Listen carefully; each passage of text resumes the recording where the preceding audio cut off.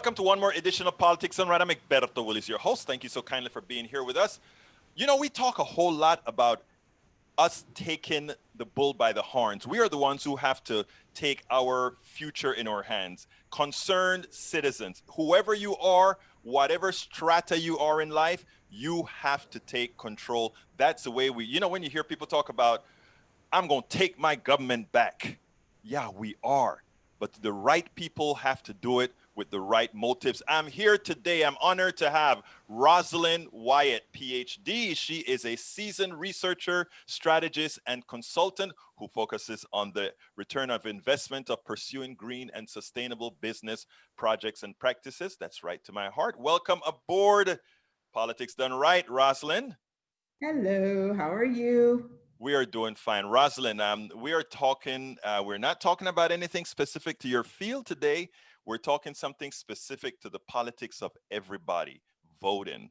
And you came across something, you sent it to me and said, hey, you need to look into this. To which I said, oh, I think you need to tell us about what's going on. So, Rosalind, why don't you tell us a little bit about what happened? Well, over the weekend, I received a notification from a very good friend of mine. I think she is a deputy voters registrar Mm-hmm. for her county. And she sent me this thing saying, hey, send this to all the people who do voters registration, the deputies.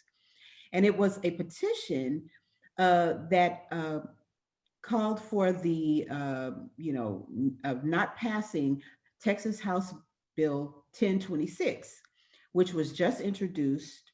I think it was even introduced before the formal session even began. And it has to do with taking away the power and authority to register voters from the county, in the county clerk's office, and transferring all that power to the Texas Secretary of State. And this was circulated among those specific, deputy registrars, because it would take away their ability to register, their fellow citizens to vote. But I thought, okay, well, I'm not a deputy registrar, but this is a pretty serious matter. So I went and actually read the bill, and I was quite alarmed by some of the things that I saw. And that's when I started telling people. I started, just like sounding the alarm. And then I thought, hey, I'm going to contact Egberto because this is what he does every day on KPFT. So that's how I contacted you. Say something first of all. I mean, this is how we get hurt many times, and when I say we, I mean the population at large. The fact of the matter is, Rosalind, that a lot of these things happen behind quiet doors.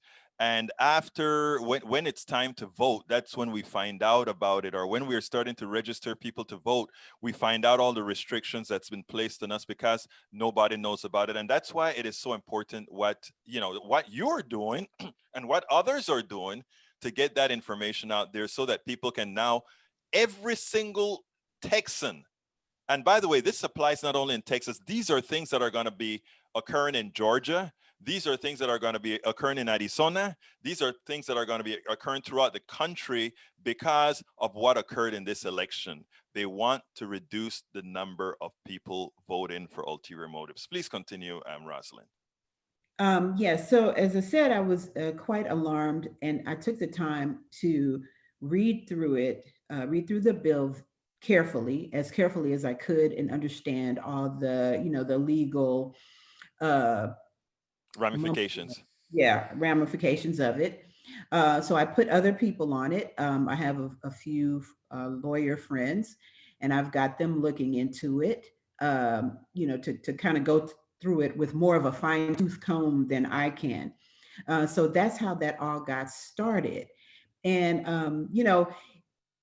the whole idea is, when you live in a democracy and you participate, one of the most fundamental things you have is your vote. That's what democracy means: one person, one vote. And when you impede people from, taking part in that, you are attacking the very heart of democracy, in my opinion. So that's why I became, so alarmed.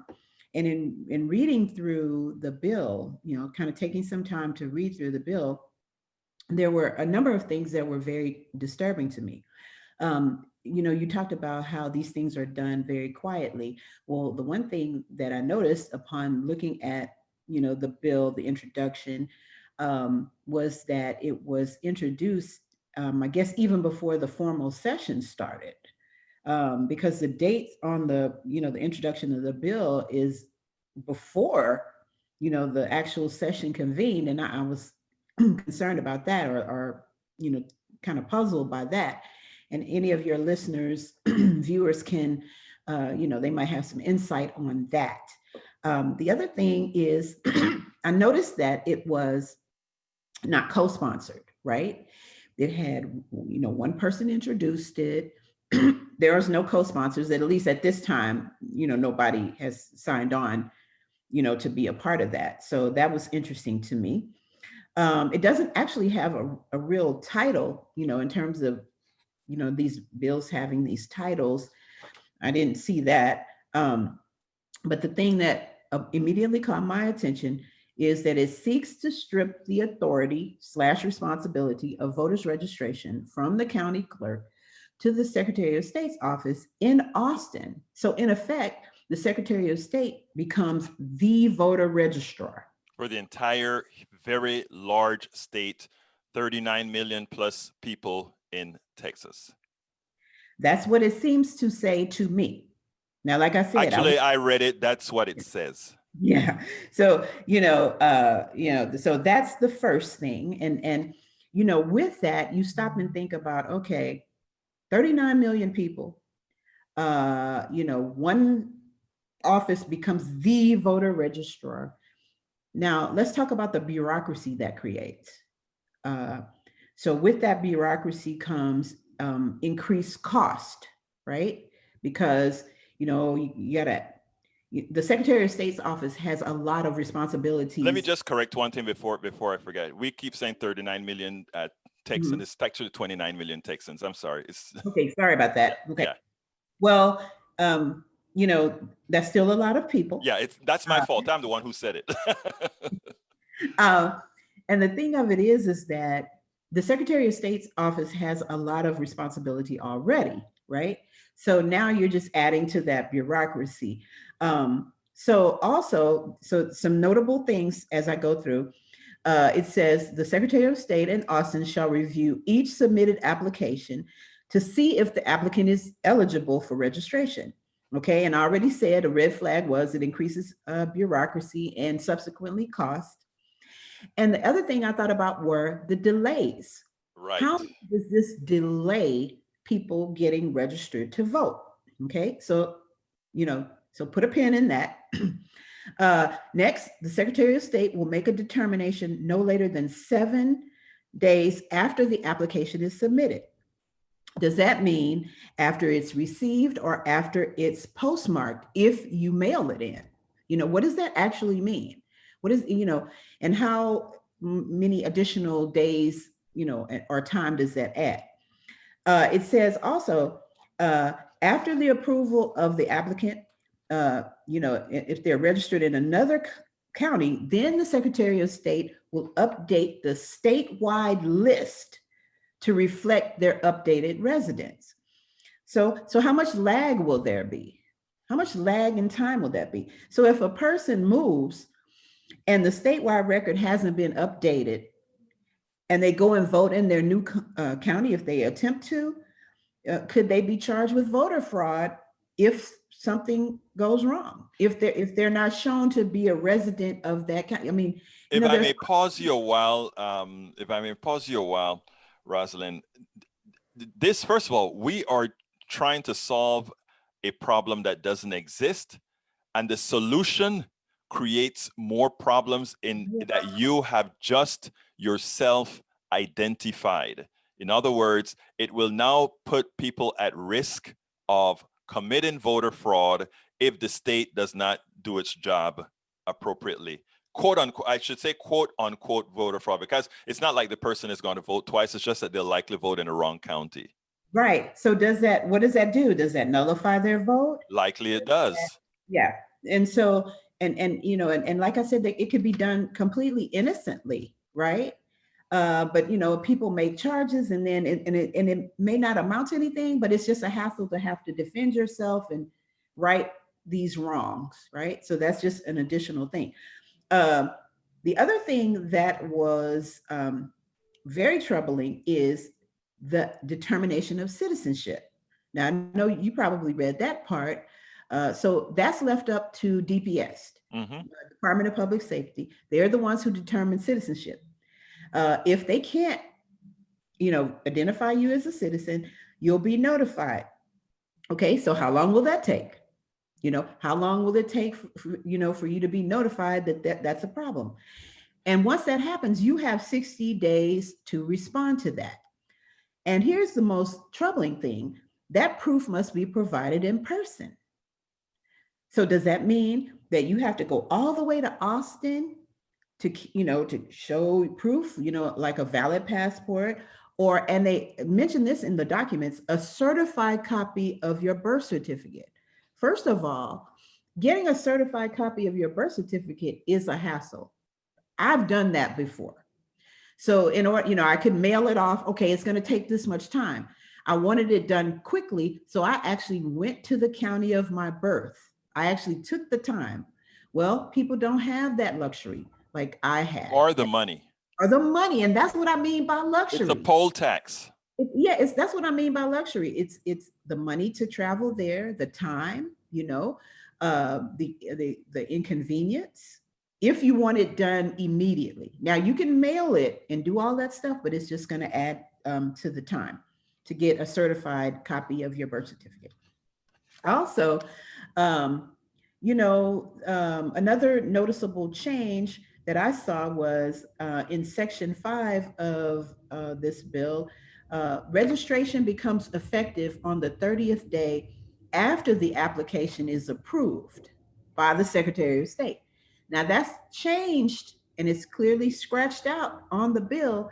It's changed from after it's submitted to the registrar. Right. Registrar becomes scratched out. Secretary of State is after it's approved By the by the Secretary, not submitted to the registrar. So now you're adding a whole nother. and it adds 30 days.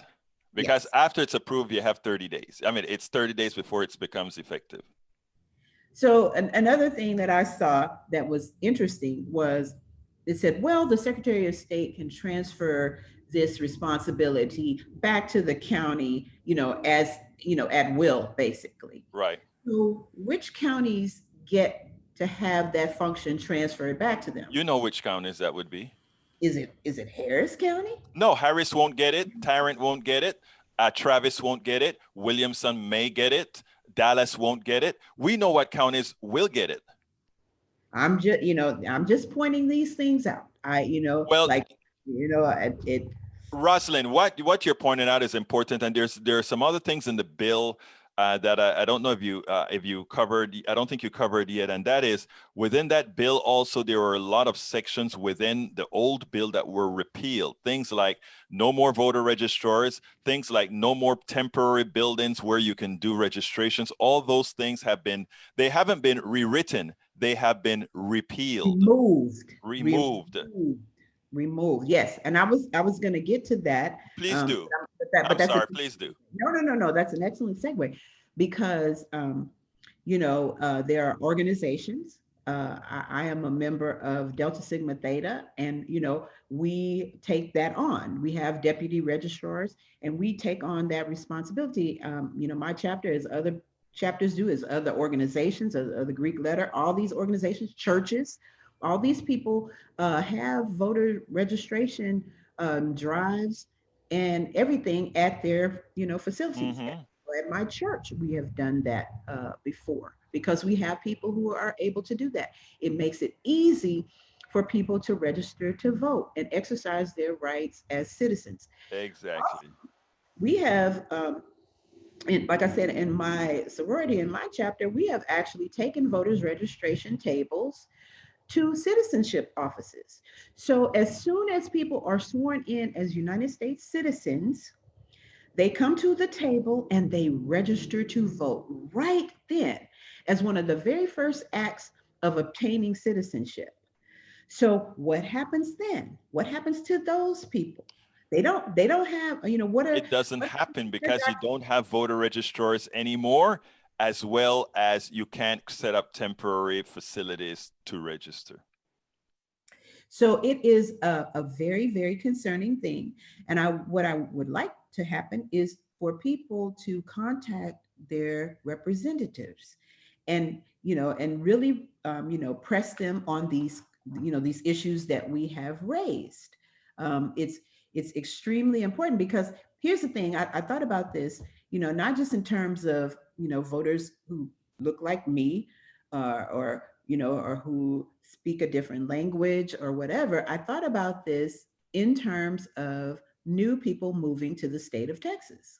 You have new people moving here, and wherever they're coming from, they have to go through the trouble of establishing all of this, potentially getting birth certificates and all of these things just to do the simple thing of voting. So it is a problem, and it's an issue we need to really, really focus on and contact our representatives about immediately. Look, I really appreciate your words, Rosalind. I'm a tad bit upset with you, however. And the reason I'm a tad bit upset is you are too calm in the way you say these things concern you. These Uh-huh. things shouldn't just concern you. These things should make us all mad Right. because this is, I mean, we fought too hard. Too many of us have fought too hard to allow some folks of this type to be able to come here and try to take away not what we've earned, but what is rightfully ours. Every single American citizen, irrespective of hue, irrespective of everything else. Well, Egberto, don't let this calm demeanor and this perpetually bright smile, don't let that mislead you.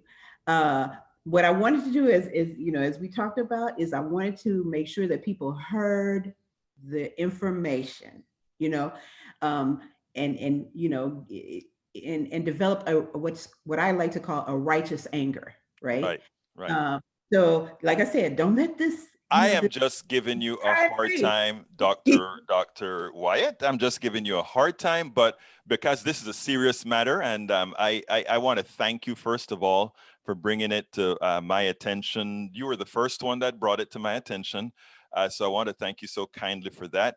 I think you're doing a hell of an important task, not only for Texans, but for America in general. Because, again, like I said, what's happening here in Texas, I can guarantee you, is happening in Arizona, it's happening in Georgia, it's happening in all these states that think, as specifically as red states, that they owned a certain percentage of the votes, and anything beyond that they don't want. So I think what you're doing is an important task. So I always ask a question before I close out, and that is there something you wish I had asked you that I didn't?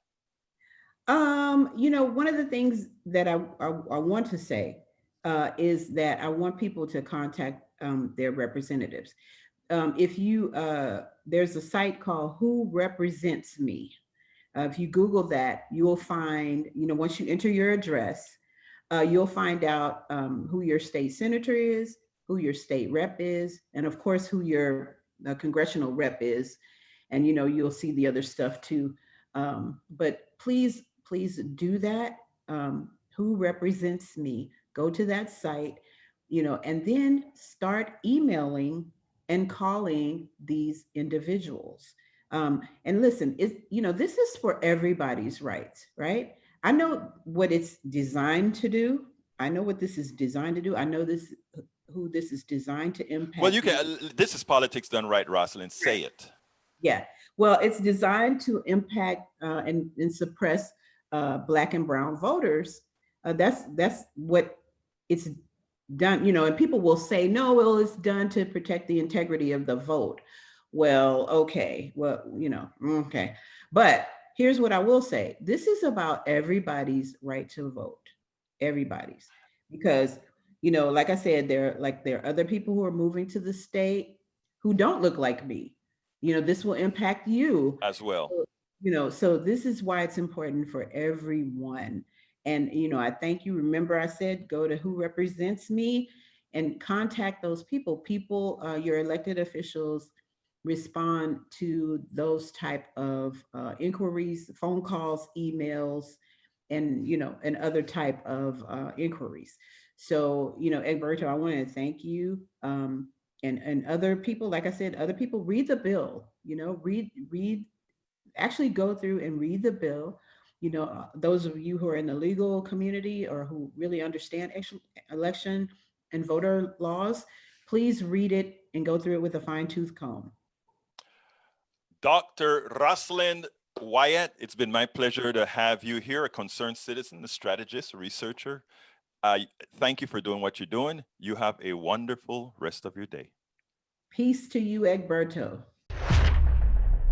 We spend a lot of time deconstructing the news, trying to parse it into a form that everybody can understand. We try to find those little nitpicks where it flies above the fray, etc.